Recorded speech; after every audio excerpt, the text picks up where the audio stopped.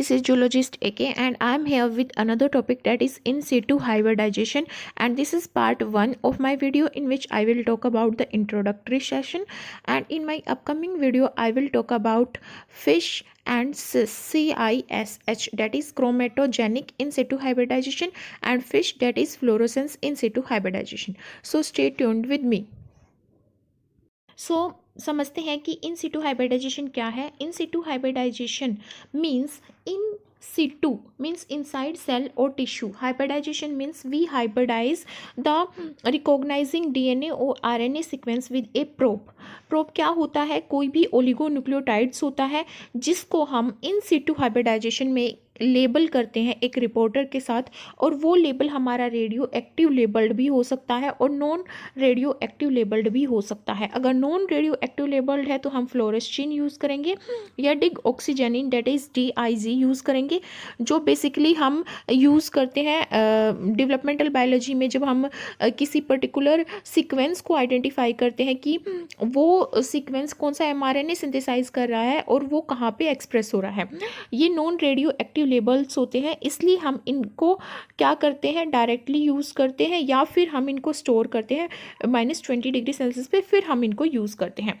जो radio active labelled होते हैं इसमें हम यूज़ करते हैं हाइड्रोजन सल्फेट और फॉस्फेट को. ये एक इनकी एक एडवांटेज है कि ये शॉर्ट अमाउंट में भी अगर हमारा ट्रांसक्रिप्ट होता है, ट्रांसक्रिप्ट मीन्स mRNA, उसको ये ईजिली डिटेक्ट कर लेते हैं. बट इसकी एक डिसएडवांटेज होती है कि ये कंटामिनेंट जनरेट करते हैं जिसको रिमूव करने की यहाँ पे जरूरत पड़ती है, तो एक एक्स्ट्रा स्टेप इंक्लूड हो जाता है. तो मोस्ट प्रिफरेबल जो होते हैं वो होते हैं हमारे नॉन रेडियो एक्टिव लेबल्ड और नॉन रेडियो लेबल्ड प्रोब्स. तो यहाँ पे जो इन सिटू हाइब्रिडाइजेशन है वो क्या करती है, वो डिटेक्ट करती है और लोकलाइज करती है किसी भी अमाइनो एसिड सीक्वेंस को, बट इन सिटू है तो सेल के इनसाइड या फिर किसी पर्टिकुलर टिश्यू के इनसाइड, या फिर हम एम्ब्रियो में स्टडी करते हैं mRNA की या फिर न्यूक्लिक एसिड सीक्वेंस को. DNA और RNA बेस्ड डिटेक्शन होता है किसी पैथोजेंस का, तो उसको डिटेक्ट करने के लिए इन सिटू हाइब्रिडाइजेशन यूज़ की जाती है. इन सिटू हाइब्रिडाइजेशन 2 टाइप्स की होती है, CISH, that is chromogenic in situ hybridization, and FISH fluorescence in situ hybridization, which I am going to talk in my upcoming video. जो ये CISH है और FISH है, दोनों का सेम प्रिंसिपल होता है, बस इंस्ट्रूमेंटेशन में डिफरेंस होता है. अप्लीकेशंस क्या होती हैं इन सिटू हाइब्रिडाइजेशन की, कि ये क्रोमोसोम मैपिंग के लिए यूज़ की जाती है, कैरियोटाइपिंग के लिए यूज़ की जाती हैं, और ये क्या की जाती है, पैथोजन प्रोफाइलिंग करती है. पैथोजन प्रोफाइलिंग मीन्स उसके ट्रांसक्रिप्ट को आइडेंटिफाई करती है. कैरियोटाइपिंग में जिसमें हम सीक्वेंस मतलब अपने डिफरेंट क्रोमोसोम्स को की जो स्ट्रक्चर है वगैरह को स्टडी करते हैं और उनकी सीक्वेंस वाइज उनको अरेंज करते हैं. और यहाँ पे क्रोमोसोम मैपिंग में क्या होता है, हम मैप करते हैं दो लोकस के बीच में डिस्टेंस और उनकी जो क्रॉसिंग ओवर कैपेबिलिटी है वो सब. तो ये इसकी एप्लीकेशन इन सिटू हाइब्रिडाइजेशन की. समझते हैं इन सिटू हाइब्रिडाइजेशन कैसे होता है. समझते हैं कि हम कौन कौन से प्रोब यहाँ पे यूज़ कर सकते हैं. Double standard DNA probe use कर सकते हैं. ये इनकी एडवांटेज क्या होती है कि ये स्टेबल होते हैं, अवेलेबल होते हैं और इनको ईजिली ऑब्टेन किया जा सकता है. डिसएडवांटेज क्या है कि डबल स्टैंडर्ड DNA तो वो सेल्फ हाइब्रिडाइज हो जाएंगे. वो जैसे ही हम उसको डीनेचर करेंगे वो ट्राई करेगा कि वो सेल्फ हाइब्रिडाइज हो, लेस सेंसिटिव होते हैं और इनको डीनेचर करने की ज़रूरत होती है क्योंकि ये डबल स्टैंडर्ड होते हैं. Single stranded DNA as a probe can also be used. ये स्टेबल होते हैं, ईजियर होते हैं काम करने के लिए क्योंकि सिंगल स्टैंडर्ड है तो डीनेचुरेशन की जरूरत नहीं पड़ती और ज़्यादा स्पेसिफिक होते हैं. और RNAs जो एंजाइम होता है जो RNA को डिग्रेड करता है उसके रेजिस्टेंस होते हैं और इनकी टिश्यू को पेनिट्रेट करने की कैपेबिलिटी ज़्यादा होती है. इसलिए एज ए प्रोब यूज़ करने के लिए ये एक अच्छा हमारा ऑप्शन हो सकता है और ये सेल्फ हाइब्रिडाइज नहीं होते. ये टाइम कंज्यूमिंग होते हैं ये प्रोसेस जिसमें हम single stranded DNA as a probe use करते हैं और ये बहुत एक्सपेंसिव होती है. ये इसकी डिसएडवांटेज है. अगर हम RNA प्रोब यूज़ करते हैं या राइबो प्रोब्स यूज़ करते हैं, राइबो मीन्स RNA, जो हमारे राइबो शुगर से मिलके बने होते हैं, तो इनकी हायर थर्मल स्टेबिलिटी होती है. ये एक बहुत ही इंपॉर्टेंट पॉइंट है. जब हम RNA एक्सट्रैक्शन करते हैं तब भी हम ये चीज़ पढ़ते हैं कि जो RNA है उस पर टेम्परेचर का कम इफेक्ट पड़ता है. मीन्स वो थोड़े हाई टेम्परेचर पे स्टेबल होता है, but not in very high temperature but little more than the DNA. तो ये बेटर टिश्यू पेनिट्रेशन है इसकी, ये स्पेसिफिक होता है और इसमें लो बैकग्राउंड नॉइज़ आती है। बैकग्राउंड जो नॉइज़ बाय मीन्स जो एंडोजीनस फैक्टर होते हैं इसमें वो कम होते हैं, जिसकी वजह से बैकग्राउंड जो इफेक्ट है वो कम पड़ता है हमारी हाइब्रिडाइजेशन टेक्निक जब हम परफॉर्म करते हैं उस टाइम पे। और ये सेंसिटिव होते हैं आरएनएस के लिए। आरएनएस हमारे एंडोन्यूक्लियस होते हैं जो आरएनए को कट करने की कैपेबिलिटी रखते हैं।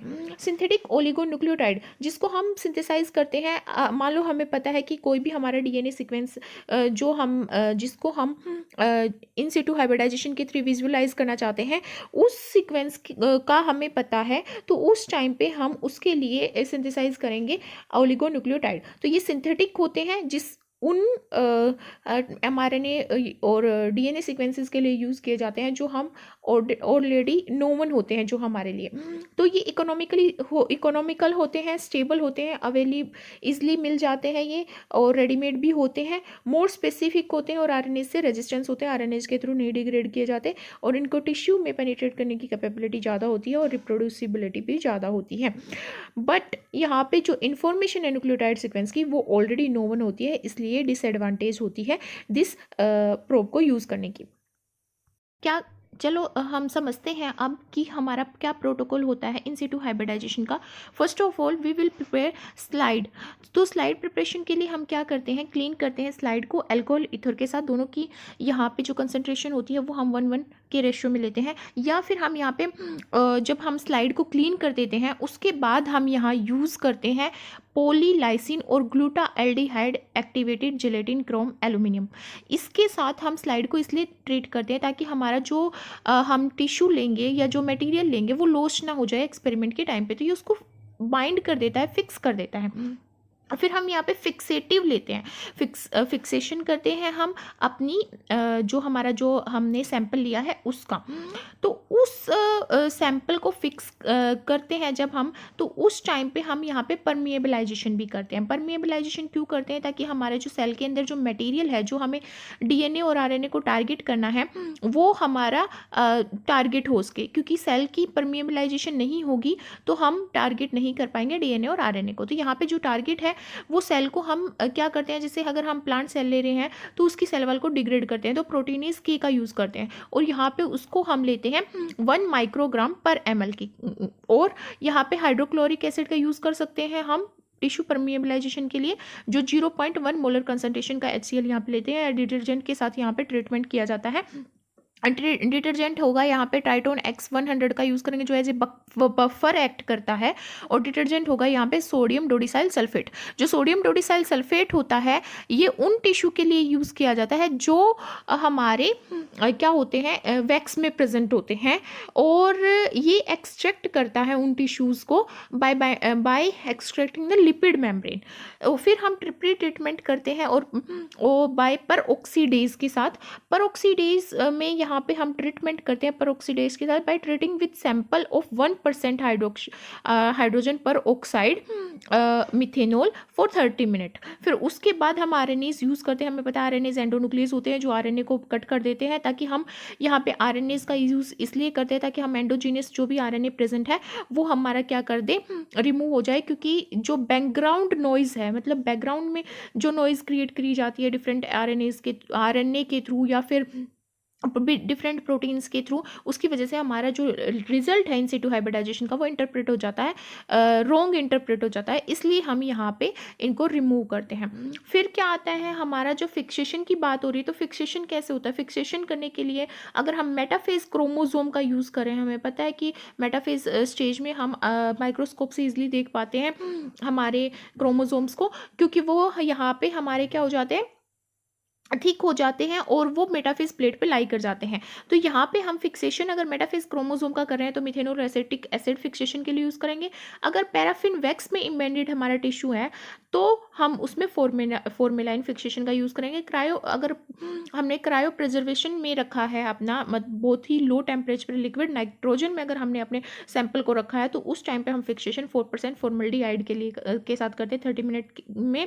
या फिर हम बॉइंस फिक्सेटिव यहाँ पे यूज़ करते हैं, और हम क्या करते हैं, बॉइंस फिक्सेटिव में भी उसको काफ़ी देर रखा जाता है और या फिर हम यहाँ पे पैराफॉर्मल्डिहाइड वेपर फिक्सेशन करते हैं। उसके बाद इम्बेंडिंग होती है, इम्बेंडिंग में भी हम उसको पैराफिन वैक्स में इम्बेंड करते हैं और उसके बाद हम उसको इम्बेंड करके कूल करते हैं और उसके बाद उसकी कटिंग करते हैं माइक्रोटोम में, और हमारे जो स्लाइस होंगी वो बहुत ही यहाँ पे थिन होनी चाहिए 50 × 20 माइक्रोमीटर। तो उसके बाद जो हमारा यहाँ पे जो हमारा सैंपल एक्सट्रैक्ट हो गया उसको हम हाइब्रिडाइज करेंगे किसके साथ, प्रोब के साथ। तो उसके लिए हमारा प्रोब होना चाहिए। तो प्रोब भी हमने डिस्कस कर लिया कि डिफरेंट टाइप्स के प्रोब यूज़ किए जाते हैं। तो यहाँ पे एक एग्जांपल लिया मैंने राइबो प्रोब का, जो कि आरएनए प्रोब होते हैं। तो उनको कैसे यहाँ पे प्रिपेयर किया जाता है, यहाँ पे हम अब एक आरएनए स्ट्रैंड लेंगे जो हमारा कंप्लीमेंट्री होगा उस ट्रांसक्रिप्ट के लिए जो हमें विजुअलाइज करना है। क्योंकि यहाँ पे जो इन सिटू हाइब्रिडाइजेशन का प्रिंसिपल ही किस पे बेस्ड होता है, वो बेस होता है यहाँ पे कंप्लीमेंटरिटी के प्रिंसिपल पे, कि जो हम यहाँ पे प्रोब यूज कर रहे हैं वो यहाँ पे बेस पेयर की कंप्लीमेंट्री बेस पेयरिंग बाइंडिंग के थ्रू बाइंड करता है हमारे टारगेट के साथ, जिसकी वजह से वहाँ पे कुछ हमारे क्या प्रेजेंट होते हैं, रेडियो लेबल्ड जो हमारे प्रोब में रेडियो लेबल्ड जो टारगेट मॉलिक्यूल प्रेजेंट होते हैं उन वो क्या कर लिए जाते हैं, डिटेक्ट कर लिए जाते हैं इस कंप्लीमेंट्री बाइंडिंग के थ्रू। तो यहाँ पे जो आरएनए स्ट्रैंड लेंगे हम उसको इंसर्ट करेंगे प्लाज्मिड में। यहाँ पे restriction fragment restriction enzyme first side दिखाई गई है और सेकंड दो रेस्ट्रिक्शन एंजाइम में जो यहाँ पे कट करेंगे और सेम सीक्वेंस जनरेट करेंगे जो हमारे आरएनए को कट करके जनरेट किया गया है। फिर यहाँ पे पॉलीमरेज बी बाइंडिंग साइट है और पॉलीमरेज ए बाइंडिंग साइट है, डिफरेंट ट्रांसक्रिप्ट देंगे सेंस राइबो प्रोब के और एंटी सेंस राइबो प्रोब्स की। फिर उसके बाद हम यहाँ पे पीसीआर में रन करेंगे। उसमें हम डबल स्टैंडर्ड डीएनए लेंगे, उसको डीनेचर करेंगे ताकि वो सिंगल स्टैंड में कन्वर्ट हो जाए। और फिर हम क्या करेंगे, जो हमारा डबल स्टैंड डीएनए है उसमें हम अपना प्राइमर और पॉलीमरेज ए और प्राइमर और पॉलीमरेज बी हम यहाँ पे यूज़ करेंगे, जिसकी वजह से जो हमारा सिंगल स्टैंडर्ड डीएनए वो एज ए टेम्पलेट एक्ट करेगा और उसमें पॉलीमरेज जाके बाइंड हो जाएगा और वो प्राइमर का यूज़ करके और न्यूक्लियोटाइड बेस पेयर्स को और वहाँ पे ऐड करके हमारा एक ट्रांसक्रिप्ट जनरेट कर देगा। जो पॉलीमरेज ए के साथ ट्रांसक्रिप्ट होगा वो सेंस राइबोप्रोब्स जनरेट करेगा और ट्रांसक्रिप्ट जो पॉलीमरेज बी के साथ होगा वो एंटीसेंस राइबोप्रोब्स जनरेट कर देगा। इस तरह हमारे आरएनए प्रोब्स जनरेट हो जाते हैं। तो फिर हम यहाँ पे करते हैं हाइब्रिडाइजेशन। तो हाइब्रिडाइजेशन करते हैं जिसमें हम हमारे टारगेट को और हमारे प्रोब को दोनों को एक साथ कल्चर करते हैं। उसमें हम यहाँ पे डिफरेंट फैक्टर्स होते हैं जो हाइब्रिडाइजेशन को अफेक्ट करते हैं। एक होती है मोनोवेलेंट कैटायन कंसंट्रेशन, सेकेंड होता है टेम्परेचर, थर्ड होती है ऑर्गेनिक सोलवेंट्स और फोर्थ होता है पीएच, और फिफ्थ होता है यहाँ पे other components like single standard DNA present है, ट्रांसफर आरएनए प्रेजेंट है, सिंगल स्टैंडर्ड डीएनए या पॉलीमरेज ए वगैरह जो प्रेजेंट है, तो वो सब। फिर उसके बाद हम इनको रिमूव करने के लिए क्या करते हैं, प्रोटीएज करवाते हैं या ट्रीटमेंट करते हैं पेरोक्सीसाइड के साथ, आरएनएज के साथ, और फिर क्या करवाते हैं, वॉशिंग करवाते हैं। वॉशिंग में क्या होता है, जो अनबाउंड प्रोब है वो हमारा रिमूव हो जाता है। उसके बाद हम डिटेक्शन करते हैं। डिटेक्शन भी यहाँ पे करने के लिए हम क्या करते हैं, फोटोग्राफी फिल्म का यूज़ करते हैं और फोटोग्राफिक इमल्शन का यूज़ करते हैं अगर हमारा नॉन रेडियो लेबल्ड है। अगर नॉन रेडियो लेबल्ड है तो हम दो मेथड यूज़ करते हैं, डायरेक्ट एंड इनडायरेक्ट।